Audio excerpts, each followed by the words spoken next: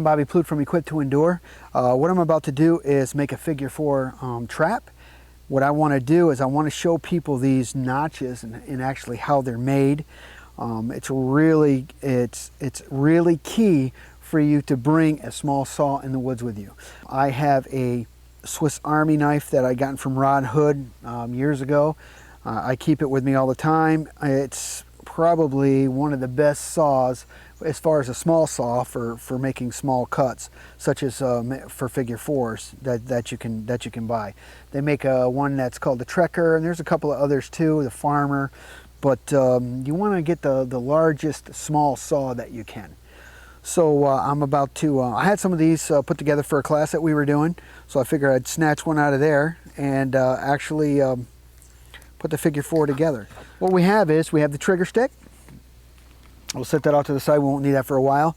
And then we have 2 other sticks. They're basically the same length, maybe one's a little bit bigger. You got to remember, the thickest one should be the one that you're going to have as your angle piece, only because you're going to be making more cuts in it.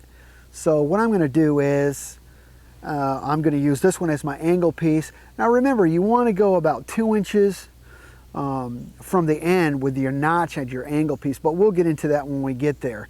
And then you can see the figure 4. Well, I want to explain to you a couple of things before we get started. There's 2 ways to do this. You can slow this thing down, or you can speed it up. Now, a lot of times if I'm after a beaver and I got it on a trail, of course I'll be using something bigger than this. I like to slow it down only because they're waddlers, and it takes them a while to get into the trap. So you can, like I said, speed it up, slow it down. Okay, so I'm going to set that aside, and we're going to start with our base piece. This is our up and down piece, and what you want to do is you want to find a piece that isn't really knotted up at the top, because it'll make it hard for you to make the cut. The only thing we're going to do is we're going to cut this so it looks like a regular screwdriver.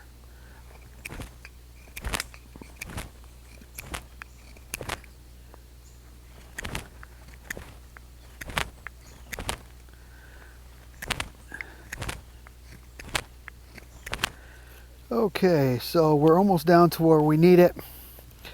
I'm going to show you, this doesn't have to be absolutely perfect to work.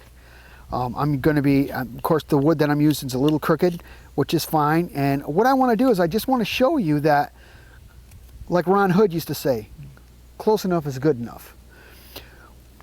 But a little tip that I do that I don't see a lot of people do is, if you'll look, you'll see I've actually made one side longer than the other as far as the cut length.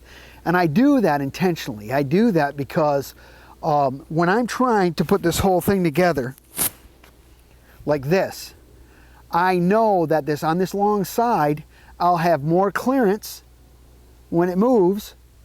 And I know that this side is the side that I'm going to use every time when I'm putting this thing together. In other words, when I set it up to see if it's going to work, I won't turn it backwards because these 2 are the same length. I'll have it in the same direction every time. Just a key, just something that I do because I've been doing these a while. Like I said, I'm gonna rough it out, and I'm not gonna try to make it real pretty.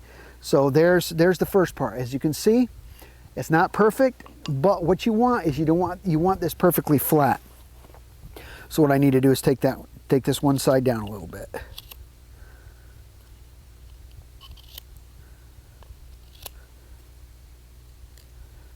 Okay, now I'm going to leave it rough. See, it's rough. Leave it rough so you can see it doesn't have to be perfect. Okay.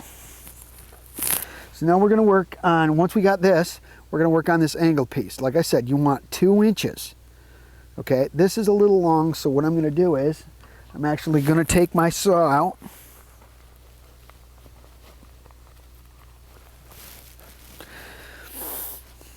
And I'm going to cut it down a little bit.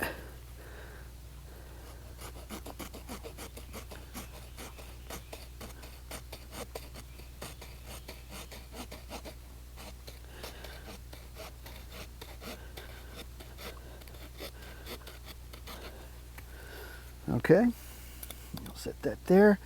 when I'm actually doing this in the woods for real, I don't ever set my stuff down, but today it's not a big deal. Okay, so now you can see that'll work. Again, we're going to make our notch. So I'm going to make it right in here. Now the key is not to go through the heartwood. The heartwood is the hardest part.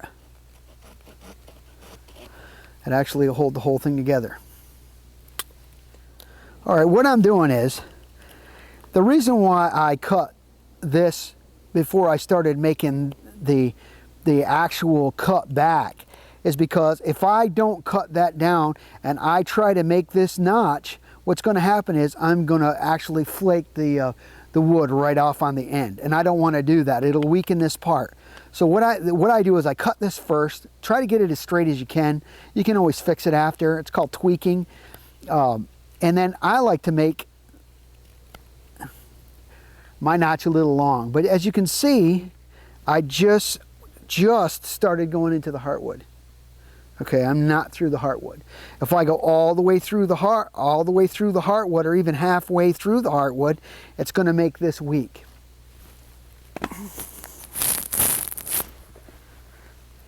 Now, again, like I said, you've got this part here. It's long. I always want to do it the same direction. Now you see, if I go through the heartwood, when you put weight on here, because that's what holds the whole thing together. When you put weight on here, this will bend and snap. Don't go through the heartwood. Okay? So now what I'm going to do is, I've made this notch that fits into this notch. So to get this straight for my trigger to actually get into this, okay, this has to be perpendicular or straight cut on this edge. Okay? So what I do is I hold it like this, okay? And I put my thumb on this. And then what I do is I make 2 or 3 slices, and then I put the whole thing back together to make sure that this is going to set. Now you see, it's at an angle. It's almost straight, but it needs to come off this side a little bit more. Okay, so that's what I'm going to do. It's got to come off that side just a little bit more. And then I put it all back together using this long side again. And you can see it looks good. So now what I'll do is I'll go to the back side or the underneath and do the same thing. Now I can actually use this wood to make sure that my cut underneath stays straight. See how it's right here, it's thinner and fatter on this side, so I want to take it off that side. Okay, until I get it. So it looks pretty, like I said, it doesn't have to be perfect. All it has to do is be functional. It needs to work. One of the reasons why I like showing this trap is because you can actually make a trap to sustain yourself with no paracord. And I think it's pretty important to have, to be versatile about everything that you do. So again, this is the long side. Sets in there. It looks straight. There's a little edge right there, but you know what? We're not going to play with that. Now we need to figure out where our trigger is going to go. Okay? So now, the old timers have told me that, now of course this isn't 3/8 of an inch. It needs to be a little bit bigger than this, but this is just a pattern that I'm going to be sending to somebody. For every inch that you go in on a 3/8 to 1/2 inch piece of wood for the trigger, it'll hold 50 pounds. Now I don't know if that's true or not, but that's what I've been told. So what I'm going to do is I'm going to leave a little extra. That's where I want this cut to be, right here. So now I'll do the same thing. I'll make that same notch. Making sure that I don't go through the heartwood.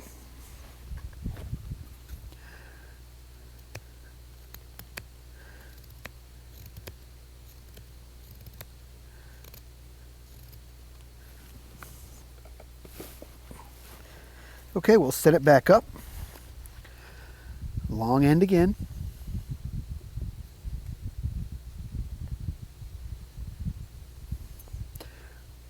Okay, see, now that'll fit in there. Fits in there good. Now, when I put pressure down on the top of this, it wants to go in this direction. Okay, it wants to go in this direction. So what we'll do is we're going to hold that there. I'm going to put my thumb here, and that's where I want to make my next cut. And it's almost 90 degrees from that end, right? So what I'm doing is this. I'm going to make sure I don't go through the heartwood again. Okay, I want this one as close as I can get it. There it is. Now, here is a key part of this. We're going to call this part the feathering. Okay, the feathering. If I was to put the feathering on this side, it won't work. It'll just slide by when it tries to grab on to that base piece. So a little tip that I tell everybody is have the back of the feathering face each other. So I've got the back of the feathering. This feathering is facing this feathering. Okay, this feathering is facing this feathering. Then I know that it's right. So now what I'm going to do is set it back up again. Of course, there's the long end. There's that.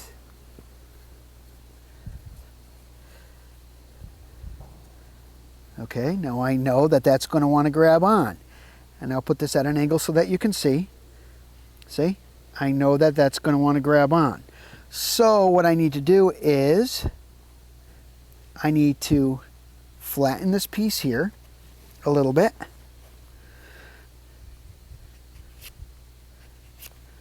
And then flatten this over here a little bit. I like going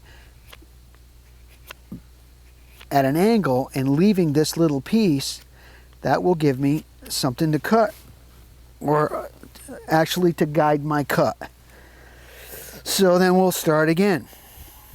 Okay, again, making sure that this long piece is right. Putting this up against here, and look, now that wants to grab on. Okay, just by making those two little pieces and leaving this ridge, okay, I know that I can adjust either one of these to make this go in or out. And right now it looks like it's going to work fine. A little tip that I do is, now I have actually had animals in here, they'll come through. Of course you want to, this is your trigger of course, and you want to funnel them in so that they land on your trigger. But I've actually had animals push this all the way to the ground and it's followed this notch. So what I do is I mark this right here. Okay, you see that mark? And I round this off. So I round this off all the way down. Okay? And I'll show you why in a second.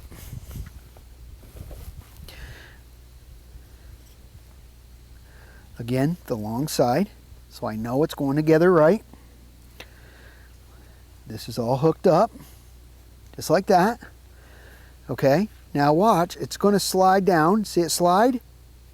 Then it hits that round spot, and it releases it. In the woods, you of course want to make this bigger, depending on what you were trapping. I've actually seen people make them out of matchsticks and use them for trapping mice, which is cool. But that's it. That's how you make a figure 4. There's not much to it. It's pretty simple, and this is what I put together for the classes, and this is how I teach people how to do it. Okay? So there's that video, and I hope you got something out of it. I'm Bobby Plude from Equip to Endure. Get on the website, check us out. If you want one of these, you can order it. And remember, if you're not always prepared, you're never prepared. This just gives you one way of making a trap without paracord. Thank you.